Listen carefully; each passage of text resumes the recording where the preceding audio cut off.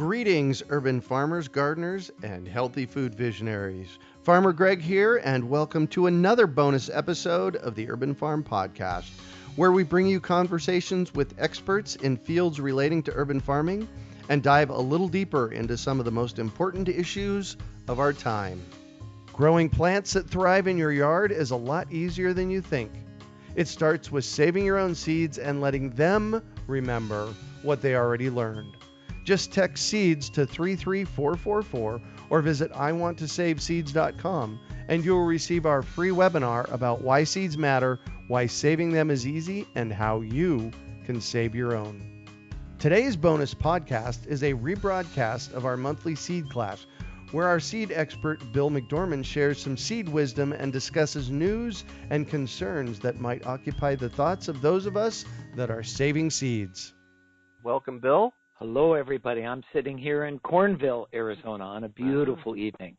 Nice. Yeah. So let's start by saying, if you look on the right, if you're on the web interface, look on the right there. You can shoot us your questions by tossing them there. While you're thinking of your questions, we are going to jump in and get started talking about sourcing seeds tonight, I believe. Is that not the topic? Yes, I think it's a timely topic. I see more and more lists these days in social media of the 100, the 200 seed catalogs, or lists of free seed catalogs, or even lists of free seeds that catalog companies will send you. And so as many gardeners, especially in the northern latitudes, start to make serious decisions about what they're going to plant this year, seeds are, in their lives right now. I thought it appropriate, you know me, Greg, to address the topic. Yeah. The cool thing about you is that you're kind of on the front lines of seeds and seed saving, so you're getting to see what's really happening in the moment, which is cool. There's probably lots happening even I don't know about, and maybe that's something that I've learned over 35 years being around the seed businesses. I kept thinking I was going to turn over the golden boulder and find all the information, everybody that grows everything and how they sell it and what goes on, and I've just never found it. It's a disparate and disconnected world in some ways still. And in the beginning, when I was young and trying to start my own small seed company, that was a real frustration. But now I've come to really enjoy that, because I think it's a reflection of what's left of its connection to our planet and biology. Yeah. I mean, everybody that does things has to do it differently. If they're really honest and integral about what they're doing with seeds, it's taking place within an ecological construct, which is where they live. And so, there's always things going on and always experts and always things popping up everywhere. And if anything, maybe what I've come to represent to a lot of people is someone who at least recognizes that. I love new stories about new home runs and new seed heroes that nobody's ever heard about before, that have been doing incredible work for 20 years or 30 years or more in their lives. And so that's what I expect to see more of, and what we're really trying to bring them forward as role models and encourage everybody that's listening to become one, because boy, do we need them. Yeah, cool. Sourcing seeds. Yeah. Well, so let me just start with the list a little bit that I see. For a couple of years, it just frustrated me. Here is where you can buy your seeds. And it's true. The list is good, and there are lots of great companies on them, and there's lots of great seeds you could get from those companies. I don't want to sound like that's what's bothering me. What bothered me was that they listed as though this was the only place you could get your seed, that you had to buy them. I've never believed that was true. And as I've done more research, and now we've done probably 45 seed schools, with over 1,000 graduates, I know now that the best seeds actually are probably the ones you save yourself, for a whole number of reasons. If you've got questions about that or want me to convince you of that tonight, please come at me, because the more I read and the more I experience and the more I'm around, the more I'm convinced that buying seeds is secondary. That should be your backup, your plan B. If you have to have something and that's the only way you can get it, then do that. Right, a place to start. Well, the place to start is right in your own community, and find seeds that are already adapted to where you are. There's just so many reasons why you should look to a seed exchange or a seed library or your neighbors or someone else for your seeds first. Those are the best seeds. It's relatively easy to explain the reason why. That's what seeds do. They have this incredible built-in ability to self-replicate intelligently. Yeah. So not only do they self-replicate, essentially inside each seed are millions more, but the millions more that can come out of that down the road can actually be adapted. It can be changed to where you live. And when you buy seeds, you're starting over. You have no idea where those seeds were grown again in most cases. It's only in the last 2 or 3 or 4 years have I personally seen seed catalogs that actually say we grow all our own seeds here, very few of those, and some now, and new seed co-ops, which will list exactly where the seeds were grown, even though they weren't grown by the company themselves. And so that helps a lot, because then you can see exactly what kind of a climate, and you can get a similar climate to where you are. But other than that, almost all the seeds that you buy in packets are grown thousands of miles away, sometimes by large contractors. Some come from overseas. Even some of our favorite seed catalog companies in this country are contracting in China now to get their certified organic. Yeah, and so I love the small packet seed industry, the mail order people, especially the smaller bioregional people or the regionally focused people. And so I'm not going to name any names. One of the exercises we do in our seed schools is to look through catalogs and teach people to look through more carefully and try to suss out this kinds of information. But, if you take anything away from tonight, I hope it's that I am going to buy my seeds better if I have to buy them. Mm-hmm. All right. And I hope to dissuade you of the notion that they're actually better, because in many cases now, the best seeds for what you want to do are starting to appear where you are, and you are needed in this new growing network of growers in your area to help grow those out, help select them further, and help them get back into the commons in your area so that everyone around you can be stronger as a result of your work. And what's more cool than that? Being part of an important part of your community, and it's, and it's survival. And it's really exciting, actually. For those communities that don't have seed libraries or seed exchanges or so on and so on,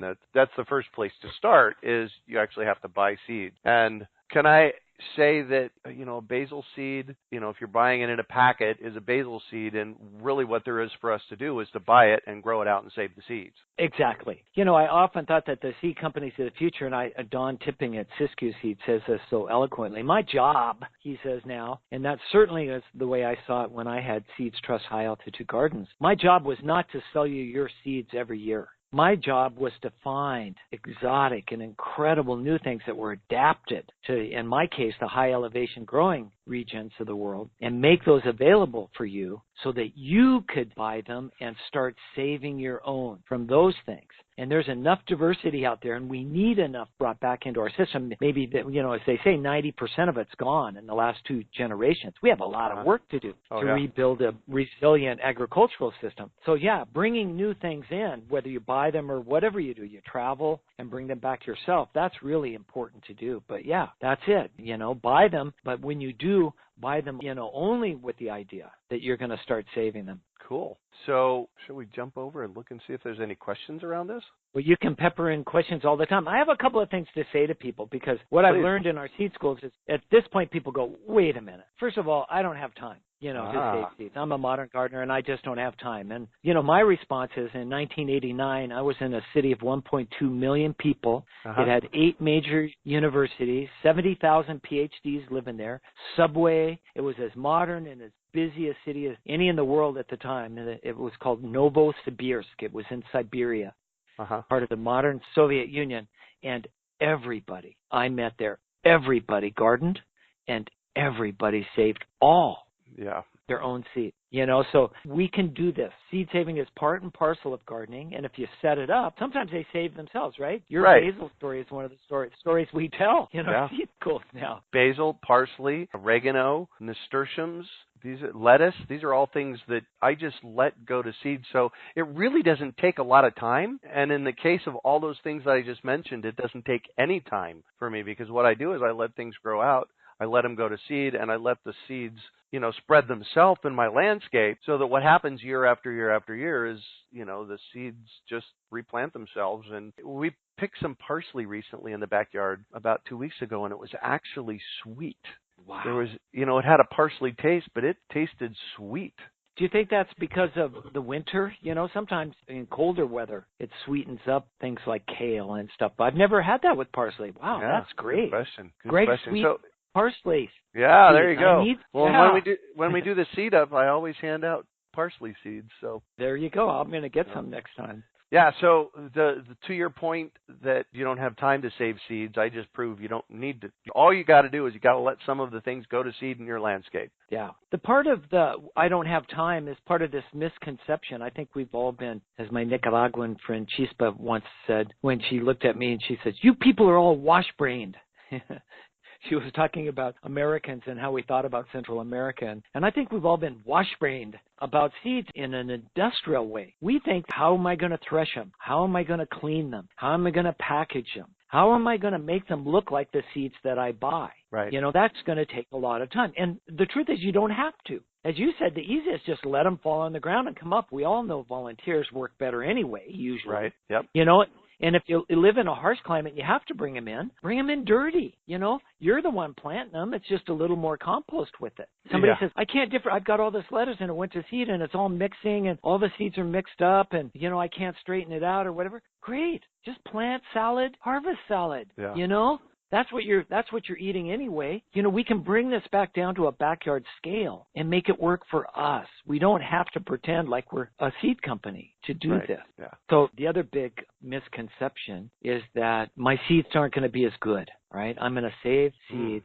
but it's just me. I don't know what I'm doing. This is the first time I've ever saved them. Yep. They might cross-pollinate with the neighbors. You know, I don't really know anything about this, so how do I know these are going to be good seeds? We get a lot of those questions at the first few years in a seed library especially. Yeah. And I guess, you know, I'm getting a little more hardened around this question. My answer now sometimes is like, what makes you think that you can be arrogant enough to say that? Seeds are seeds. They're magical. They know what they're doing, you know? First of all, they'll outperform and bring you more magic on more occasions in more ways than anything you ever dreamed, no matter what mistakes you make. I mean, it's just like that's part of the magic. We've all been dumbed down thinking that our seeds are going to be like our insurance companies or our healthcare plans or our post office when it loses things. You know, all these systems around us don't work. Well, no, the seeds work. Trust them, no matter what. It's almost in every case in my life in 30 plus years, you know, owning a small seed company, the seeds always, every time I gave up on them or questioned them in some way, they proved me wrong. You know? Right. That's the one thing in life you can trust. Yeah. And so again, tap into that magic when you save your own seeds and trust it. And don't worry about, and I'll just add this in quickly right here, don't worry about crossing. What's the worst thing that happens? As Carol Deppe, the Harvard geneticist, she taught at Harvard for 25 years, came home to Oregon and started saving her own backyard garden seeds. And she said, if there's a genetic mistake in your backyard, the worst thing that can happen is that you still get to eat. Yep. You're still gardening. Mm-hmm. Seeds are all the fluff on top of that. So don't worry about crossing as far as gardening, and then tune your eye up and look for those great mistakes that will actually be better for what you want. And that's what we try to teach kids in our seed schools. Yeah, it's fun. Perfect. So Seth from Tempe has a great question. So if I'm starting from scratch, what seeds should I save and not save? Can I just save the seed from a really good grocery store bell pepper or melon and grow those? Great question. Short answer, yes, you can. I mean, a lot of melons now are set up to be seedless, which is really an interesting kind of contradiction. How do you save seeds from a seedless melon? Well, it turns out that they're seedless because they're parthenocarpic. And if you leave them long enough and let them ripen long enough, way after eating stage, you'll start to see some seeds in there, and you can save those. Got it. And you could do that with peppers. Now, this brings you into a really interesting place because you have to plan on, if they're in a store, hybrids. Hybrid is a word, you know, a modern word that's the result of a first-generation cross from inbred, carefully set up parents that have been crossed to get a specific set of conditions, one of them being seedless melons. There's a way that they can mess with the genetics in a male and a female to make sure that the offspring don't have any seed. Are hybrids bad? No. Hybrids have been bad for home gardeners and farmers because if you save seeds from them, the offspring, what you get and grow in your garden is a bit unpredictable. You don't get the same uniformity that you got from the first generation when you planted the hybrid seed. And so for that, farmers who absolutely have to have uniformity, they have to know their crop is ready, that it looks like it's supposed to look because they're going to sell it at a certain time in a certain market. It has to look a certain way. So they've never been able to save the seeds that they buy from hybrid crops, because if they plant that, all bets are off. Lots of variation could show up in their farm. Home gardeners, wow, I say bring on the diversity. Let it all come in. Most American gardeners have been taught that, no, you can't save seeds from hybrids because they don't breed true and you don't know what you're going to get. Like that's some sort of a bad thing. That's not bad. Hybrids are only bad in that they've convinced most of us to buy our seeds every year instead of saving them from those hybrid seeds. And so I want to dispel every one of that notion right now. You can save seeds from hybrids. It can be incredibly exciting. What you have to do that next generation is look through for the things that you really like again and save those. And that may be a pretty small percentage of what you grow. You can still eat almost everything else in the case of peppers and maybe even melons, but save seeds from the ones that look like the ones you want, and then plant those the next year, and you'll get even more, maybe double the next year. And in a few generations, you can have your cake and eat it too. You can have all the wonderful traits, disease resistance, dwarfness, those other sorts of things that have been brought to us through hybrids. You can have those in a backyard vegetable that you can save your own seeds from. Hybrids are a little more difficult. They're a little more advanced. And so to get back to your original question, what we try to do is if you're saving seeds from the first time, save them from one of these 5 vegetables first, because these are the easiest, all right? Start with a non-hybrid if you can, because then you can, if you save the seeds, they'll all look like they did the first generation. That's what open pollinated or non-hybrid means. And if you save seeds to tomatoes, peppers, peas, beans, or lettuce, and almost everybody grows at least some of those. Yep. If you save seeds to those, in most cases, do what a breeder would call breed true. Those are self-pollinating crops. The flowers and all of those are set up so that they exchange pollen between the male and female parts, or the pollen given and the pollen receiving parts, before their flowers even open. So you don't have to worry about somebody down the street or across the road or even in your own backyard, a bee coming in and making them into something you didn't plan. It's nice when you start to have a victory and to get what you expected. And so start with one of these easy 5 crops and get your feet under you. Do that for a year or two, and then branch out into hybrids, branch out into the other vegetables, which can be more difficult because there's more rules that apply, especially with cross-pollination. How's that? Perfect. So there is a bunch of questions tonight. Thank you all for shooting them over. And I'd like to get to them all. Yeah, I'm going to have to kind of keep you on a short leash here. John from Ridgefield, Washington says, I ate a lot of popcorn. Last year I tried to grow a variety that I enjoy, Japanese hull-less popcorn. I had to dry the ears indoors because of early rains, but the popcorn doesn't pop well and has small, hard kernels. Is it worth saving seeds and trying again? Oh, it's always worth saving seeds and trying again. What you can learn to do, so if you have enough, you could even do it now. What I would do is take, a couple of 100 seeds and put them in a pan and pop them. Only this time you're going to look at them really carefully, and you're going to try to look and see what the seeds look like that pop well, all right? I mean, it's kind of hard because once they pop, they're gone and you don't know what it looks like anymore. But if you'll start with 20, 50, 100 seeds and just kind of get familiar with it, and you do this a couple of times, you can always look at what the seeds look like that don't pop, and that will help you also. All right?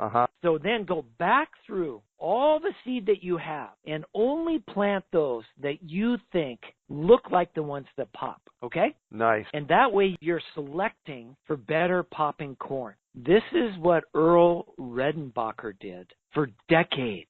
The best popping corn in America, no genetic modification, no tricks, no smoke and mirrors. That guy actually did what I just said. He actually looked at it, popped it, and hand-selected, some say for 40 years. And that's why we have the good popping corn we have. So you can do that with any corn. Just follow his lead and turn yours into it. So definitely go for it. So Ginger from Peoria, Arizona says, Bill, what is the best procedure to plant seeds that come from seed pods on golden barrel cactus? Any thoughts on that? I'm not familiar with the seed pods on golden barrel cactus. Generally, cactus seeds have to be planted soon after they're ready. They don't store very well. So that's just a general thing. One of the world's great collections of cactus seed, and I would argue probably cactus seed starting knowledge, is right there in Phoenix at the Desert Botanical Garden. Oh, yeah. And so that might be a great question to direct their way because they would have specific information about that specific cactus. Perfect. And so I'm not going to answer any further than that, except that always plant fresh seed if you can. Yeah. That I do know. Perfect. And that's Ginger in Peoria, so that's Peoria, Arizona. Yep. So that's a short jaunt for you, Ginger. Randy says from Yakult, Washington, can you freeze seeds that you save? Oh, yeah. You want to make sure they're dry first. Yep. And if you put them in a freezer, you want to make sure they're in a moisture-proof container of some kind. Mm-hmm. And regular plastic bags are not. Even freezer bags, they call them, or 4 mil, Ziplocs or whatever, eventually allow moisture in. So use glass jars, use hardened acrylic plastic, something that is impermeable to moisture if you're going to put your seeds in a freezer, because you don't want them to get moist. The whole idea in saving seeds for a long period of time is cool, dark, and dry. And so you want to make sure they're dry. In other words, I wouldn't bag up seeds I was going to put in a refrigerator or freezer in Arizona on a rainy day or the day after a rainy day. I was driving through Phoenix a few years ago and they said, the temp was 99 and the humidity is 0. Is that possible? You get the point. You get down to 10 or 12% moisture in a normal Phoenix day and you're fine. To bag them up on a dry day. Yeah. When they're in a freezer, usually they're dark, so that's good. Yep. And then just keep the moisture out. Cool. I think we cover that in depth in our Seed Saving Hacked webinar, do we not? We do. Yeah. That's part of what we're doing, yeah. Perfect. So Joe from New River says, where can I get corn seeds for the Phoenix area? Ooh, the Great American Seed Up. Yeah. GreatAmericanSeedUp.org. There are a couple of seed libraries down in the basin there, aren't there now? There's one in Mesa and one in Tempe last time I looked. Yeah, so check with that. Our biggest challenge here in the Phoenix metro area was we have 4.7 million people or so, and we don't have a lot of seed libraries and places, repository for ongoing seeds. Right. So this is where you might have to, buy some, grow it out, and contribute them to a seed library. Right. Yeah. Right. So, the Great American Seed Up will not start till this fall again, so that's not going to be a choice for you. One of the other ideas, and I've seen this pulled off successfully, if you're an enterprising person, advertise a seed exchange right where you are. Your church, your club, wherever, your neighborhood, and get the word out all around you that you're going to have a seed exchange, potluck dinner. And these are all the people that grow and have seeds. And if you really want to learn about your neighborhood and where you live and who's up and running, this is how you do it. Because everybody who has seeds will go, I'm going. That's a great idea. I'd love to go to this neighborhood and share some of my seeds. And my guess is that if you did that, there'll be a half a dozen varieties of corn that walk in that have been grown within 10 miles of where you are successfully. And not only will you get the seeds, but you'll get the stories on how to do it and what to watch out for. Now, you may not be a person like that you can't do that. So where do you buy them then? Well, there's a couple of places. We're still blessed to have Native Seed Search in Tucson, Arizona. Yep. They're online and sell seeds. They have about 500 varieties of corn going back 2,000 years. That is a place to find corn that's been adapted to the Southwest for a long time. Perfect. So, Rudy, this is a curious question. I'm not quite sure that there's an answer for it, Rudy, but Rudy says, does carbonated water have an effect on plants? The only thing I can come up with here is this question that they live in a place that, carbonated water bubbles out of the aquifer, and can they use it on plants? Lots of times when carbonated water comes out of the ground, it has natural gas in it, so be careful. Yeah. Oh, well, there you go. There you go. I've heard of it, those springs catching on fire. I've never been around it or seen it. If Go you ahead. get an answer, write it into us, Yeah, no you find out. I am curious, So, Randy, I'm not quite sure what this question is. I have a strain of bush green beans that I started 10 years ago, and they are still producing. My question is, will these seeds eventually stop producing? So, is this a perennial green bean? I can't imagine that it is. So I'm wondering if he's saving the seeds every year and growing them out. So let's go with the second one, Bill, that he's saving the seeds every year and growing them out. Will they eventually stop producing? No, probably not. There's a thing called inbred depression.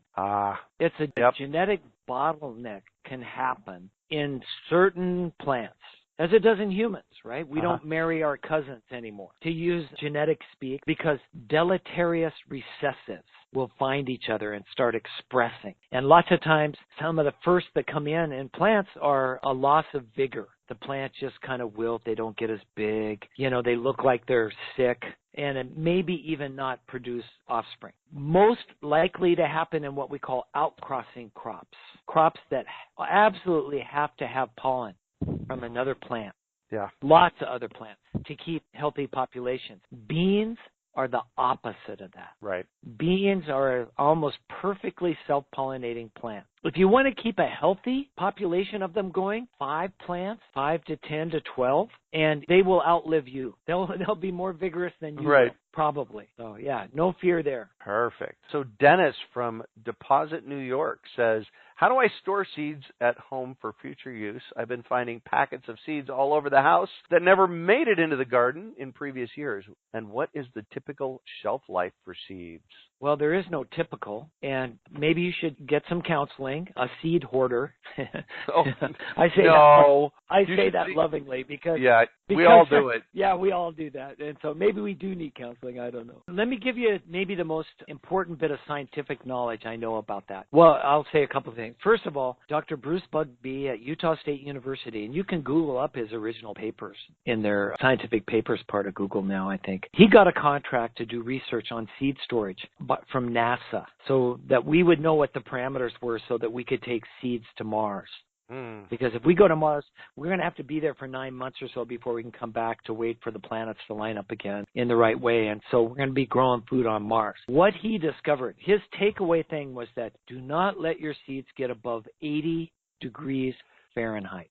All right. So use that as the upper limit for all your storage around the house. Yeah. Just don't get them warm. Once you get them above 80 for a little while, they start dying off faster. You may still get 10 years out of some of the seeds in a packet or a jar or a box, but more of them will die faster if they've been above 80. And if you keep them below that, keep them cool, dark, and dry, and below 80 degrees, they can last for decades, if not hundreds of years. There is no typical. There really isn't.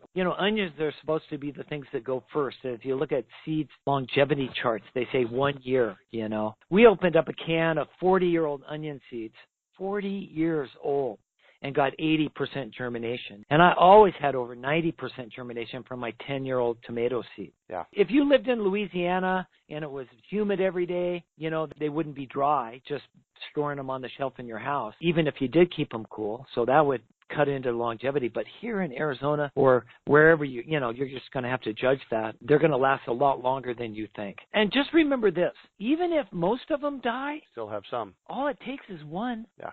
If it's a special variety, it's something your grandma gave you, never give up on them. Always plant them. And seeds protect seeds. If you think that seeds are really old or they've been misstored, you think they might be dead and you don't know what to do with them, dig into the middle and get the seeds, because the seeds around the outside of them are almost perfect insulation. They absorb moisture. They keep the conditions for the inner ones almost perfect every time. So as a community, some of the seeds will probably always work. All right. So just remember that too. Yeah. Perfect. Terry from Aurora, Colorado says, love it. Buy seeds better. She says, thanks, Bill. Norman from Northbrook says, Greg, I have a difficult time growing seed for biannual crops such as kale, chard, beets.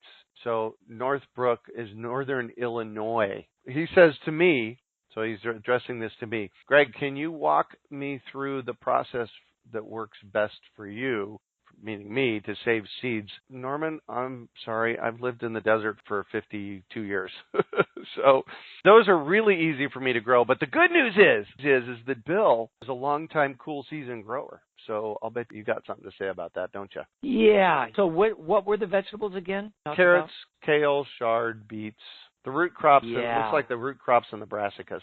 Okay, so the kale and the chard, almost everybody in the United States can leave in the ground. They're biennials. So just leave them in the ground. If you want to, you could cut them back a little.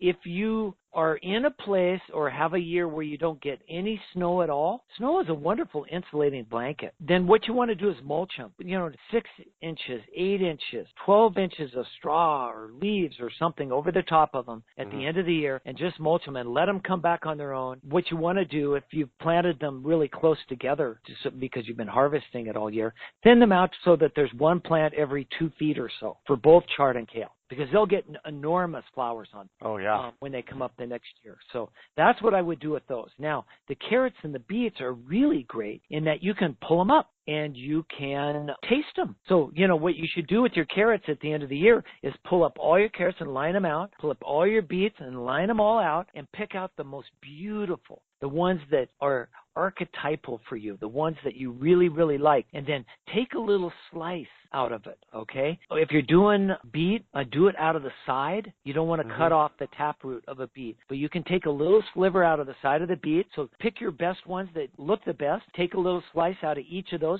taste them, make sure that you're getting only the best tasting ones. And then in Illinois, what I would do is store them in a root cellar if you've got one, store them in damp sawdust in a place like at 40 degrees in a walk-in cooler if that's what you have to do. Same with carrots. And then the next spring, you can take them out. What you want to do is trim the greens off, leave an inch or two on the top, and replant them at 2-foot spacing and let them go to seed. All right? And carrots, you could actually cut the taproot off. I usually just take a little piece out of the side if I'm tasting my carrots. But in that way, you can improve both carrot and beet crops in your backyard for what you want in a relatively short period of time. They both need cold, maybe 40 days of cold, and that's why you put them back in a root cellar or a refrigerator. Or if you're in an area that gets lots of snow consistently, or you've got lots of mulch, you can plant them back out into the yard in the fall and mulch them really well. What you don't want is like 20 below weather with no snow cover, because then they'll freeze dry and get killed and won't come up the next year. Some of them won't. Maybe that's what you want to select for. Say all of them die except for one carrot, but it makes it. Bingo! We've got a carrot that survives 20 below, Yeah. So all these disasters can be, work in your favor. I hope you get the gist of what I'm trying to teach you here. So yeah, perfect. Oh my gosh, I'm really excited about this next question, not specifically for the question, but from where it is coming from. Morgan, I had to look up where you're at. Monhegan Island is in Maine, and it's an island off of the east coast of Maine, and it looks like it's off a few miles. So thanks for tuning in, and great that you're saving seeds. Morgan's question is, where do you look when you are trying to find out if a variety has a PVP or patent? You're going to have to do some explaining here so people know what PVP or patent is. Well, in the ever-marching movement to privatize and make a commodity and make money out of everything in our modern society, and I won't get into arguments whether that's good or bad or whatever. Seed has been part of that. And seed's actually been a really difficult thing to do that way because, when you buy seeds, it doesn't matter what you pay for them, you can always then grow your own, right? Right. And so that's really been hard for companies to swallow. Every other product they sell you, they have to sell you every time. That's how they make their money. They put all the money into developing a new variety. They don't want you to be able to just take it from them after you purchase it once. That's not the business model. So after relentless, almost 100 years of lobbying, in 1970, following 7 European countries which had done the same thing, legislation was passed in the United States called the Plant Variety Protection Act. And so for the first time, it allowed companies to own new varieties of plants that would produce seeds. And it gave them a 20-year patent on them. So in other words, no one else could grow and save and sell those seeds without getting in touch with the company that had released it and had the patent on it. Now, there was such an outcry, and this was so different than all of, human history, right? Where every farmer and gardener had always saved all their own seeds and could. There was an exemption put into that act that said that farmers and gardeners could grow and save their own seeds. It didn't matter if it was patented. What they couldn't do was sell it or exchange it. And this is a bit of a problem for the seed library movement because it's not legal to have even what we call PVP or plant variety protection varieties in seed libraries. Okay, so big problem. So how do you find out? We'll get to your question.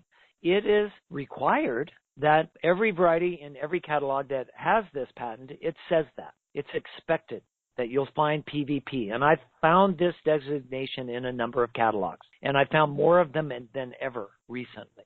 So look for that. However, that's not good enough. If you will Google up plant variety protection on the web, you can find the USDA website where you can actually search for the names of varieties that hold plant variety protection. However, sometimes even then, varieties that are protected don't come up. And that's because they've used PVP to patent genetics inside the plant or characteristics of plants from time to time. And so it doesn't have anything to do with a variety name. And so that happens in a few cases. And so the only real way to tell in the end, or the place that we should probably demand the most responsibility, is in the place that you buy it. If you have any question at all, ask the seed company that's providing your seeds. Write to them. Help me.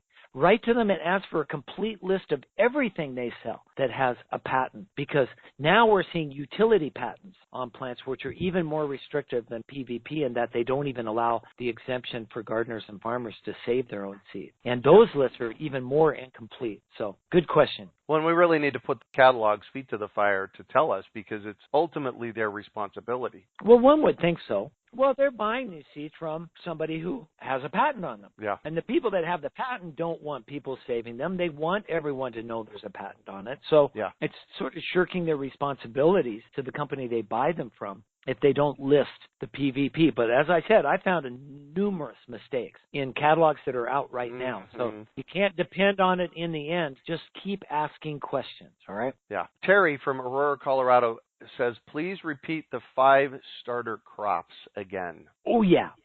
Tomatoes, peppers, peas, beans, lettuce. Perfect. If you wrote those down carefully, let me add a couple of others to it, because we're starting to garden grains. Oh, yes. And so add wheat and oats and rice and barley to that list.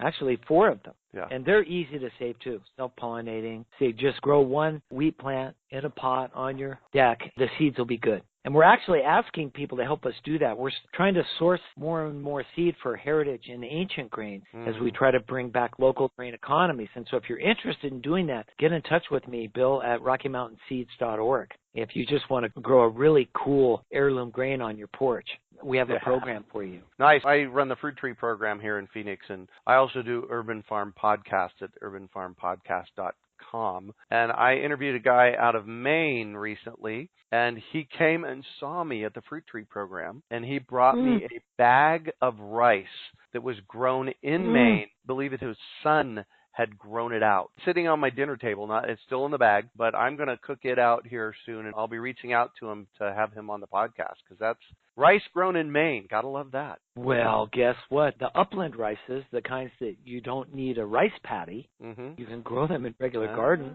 have been around for a long, long time. That was actually the focus for Thomas Jefferson. He introduced 103 varieties of upland rice into his yard, thinking that would be America's first industrial agricultural crop. And some of those varieties are still around, and it's really exciting. They've been all up and down the East Coast. Yeah, we're trying some here. I'll let you know once we get our desert-adapted varieties. Perfect. Hill says, okay, then, I will trust my old cilantro seeds that they will grow. They also say, I finally found a good and spicy serrano and jalapeno, but can't get them to sprout. Let me throw my suggestion in, and then I'll let you. Go for it. So what I might do with that is I would dry the seeds, make sure they're dry, and then I would do a germination test on them. Usually when we do germination tests, we put 100 seeds between some water-absorbent paper or napkins. I would do probably 1 seed at a time, and then when it sprouted, I would plant the dang thing in the ground. What are your thoughts, Bill? Yes.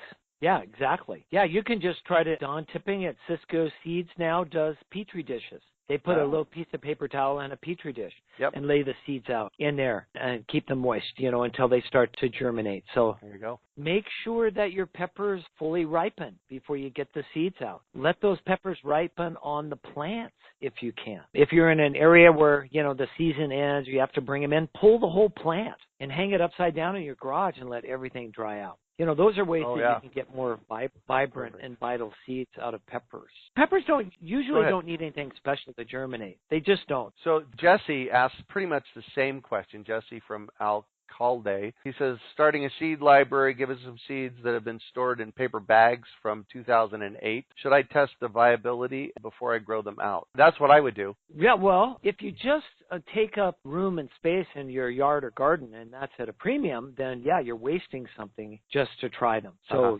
doing a germ test could save you time and energy. On the other hand, if you've got lots of room and you don't have time to do a germ test, growing them out is testing them to see if they work, Right, exactly. So you can do it either way, whatever's easiest for you. If you're going to put them into a library and they're that way, just be completely honest and complete with the story. Wow, these came in paper bags from 2008. So everybody knows what they're getting. They don't have to be perfect. That's one of those industrial seed company constructs. Oh, we have to have everything perfect before we, put it in packets and make it available. No, not in our seed libraries. We just have to be open and honest and communicate well with what we have and let the community figure out what it has the time and energy to take on. Yeah, perfect. Perfect. Well, I think, let me just click refresh one more time. Yeah, we are at the end of the questions. We're also pretty close to the end of our hour. So any last thoughts on sourcing seeds before we wrap this puppy up, Bill? Well, again, seed exchange could be the best thing that could happen to your life, to your garden, to your neighborhood, to your community. So if you don't have one around you, start one. These have become an institution in Canada now. They call them CD Saturdays. And now I see they have CD Sundays. There are hundreds of them. There are new lists of seed exchanges up now, so you could even Google up one of those. So it doesn't have to be, it's just a once-a-year thing where you get together with the people that want to grow food in and around you, or flowers, or medicinals, or whatever it is. And you can exchange seeds and ideas and stories. And those stories sometimes are the most valuable part of it.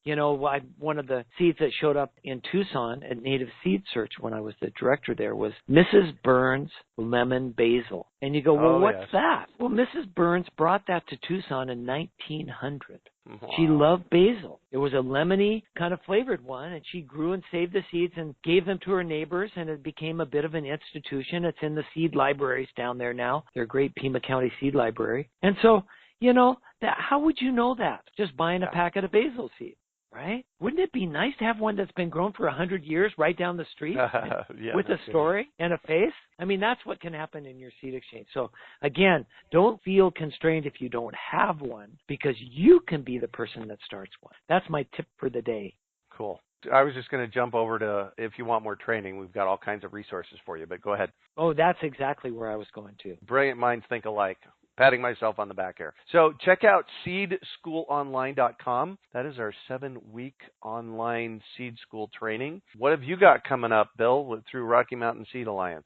This Saturday, we've got a one-day seed school in Prescott, Arizona. Oh, yes. A couple weeks after that, we're going to be in Flagstaff, Arizona. We've got a seed school teacher training at the Posner Center in Denver the third week in April. If you want to change the world, we'll give you the tools. This is activism powered by seeds and seed stories. And you'll get to spend a week with some of the smartest and best people around the country that want to do this. And together we'll figure out how to transform the world. That's coming up. We're doing a 7-day seed school at Sterling College in Vermont, a residential program. The great John Navazio, one of the best public breeders in the country, will be there and part of the staff for us, helping us there. John's an old friend. That's in the first week on August. So those are all things. We keep a list of that at our website, RockyMountainSeeds.org. So if you want to go and check updated. If you want a seed school where you are, we need a great partner. We need a place to have it. We've got all the stuff to help organize and make it work, but, we go where we're pulled. And so that's why we're doing the one-day seed schools, all over the place. So there was actually one question that I didn't answer because I was going to follow up with Hill afterwards. So Hill says, I don't have it in front of me, but so I'm paraphrasing. Do you ever need a place to offer trainings at? He's here in Phoenix. He or she is here in Phoenix. So, if you're willing to take on a residential seed school, we've done them here before. That's a possibility. Here in Phoenix, we have almost 20,000 people on our Urban Farm email list locally here in Phoenix. So we have a lot of reach, so that could help. So there's always that. Greg, it's probably time to do one again. Probably time to do one Down again. there. Yeah, here's what we need. We need somebody to take it on and say this is going to happen no matter what. Because here in Phoenix, we've got the resources to make it happen, but I don't have the energy to go out and do it. No, and neither do we. That's number one. Yeah. We need somebody that wants to do it. We need a place to do it. And we need fresh, local, organic food for lunch. Woo-hoo! Because that's part, we're going to walk the taco, as Dr. Gary Knopp does, We do, and we need that food, and it becomes part and parcel of what we do. So if you can put those things together, let us know. Go to the RockyMountainSeeds.org website. We have directories. You can find other seed stewards, people that are interested, seed teachers. We've trained 60 seed teachers now throughout the country. You can get our list of small bioregional seed companies that are great sources for seeds. Some of the new seed co-ops like Snake River Seed Co-op, Sierra Seed Co-op in California, or Triple Divide Seeds up in Montana. Those are all great places, to start your seed adventure. So, again, I want to end by not disparaging buying seeds at all. I just put it, at the end of the list now because I think there's so many other exciting things going. But I do love, and I buy seeds every year. I'm just as crazy as everyone else. The more diversity, the better. And it's always great to get excited and passionate about something new. So, that's the most important thing. Yeah. Well, thank you, everybody, for showing up this evening. We had a great class tonight. There was about 60 people online with us. Thank you for calling in and being part of it. And thank you, Bill, for another great seed chat. Well, I'll see you next month, huh? We do it again. As I like to say, farm out, and we will catch you on the flip side. Growing plants that thrive in your yard is a lot easier than you think. It starts with saving your own seeds and letting them remember what they already learned. Just text SEEDS to 33444 or visit iwanttosaveseeds.com and you'll receive our free webinar about why seeds matter, why saving them is easy, and how you can save your own. Today's bonus podcast is a rebroadcast of our monthly seed class, where our seed expert Bill McDorman shares some seed wisdom and discusses news and concerns that might occupy the thoughts of those of us that are saving seeds. We hope you enjoyed today's episode of the Urban Farm Podcast. Remember to listen for tips, advice, and resources to help you on your journey with urban farming. You can find us on the web at urbanfarm.org or send us an email to podcast@urbanfarm.org. In the words of Vincent van Gogh, great things are done by a series of small things brought together. Be encouraged that with each lesson learned and skill developed, you are one step closer in the direction of your dreams.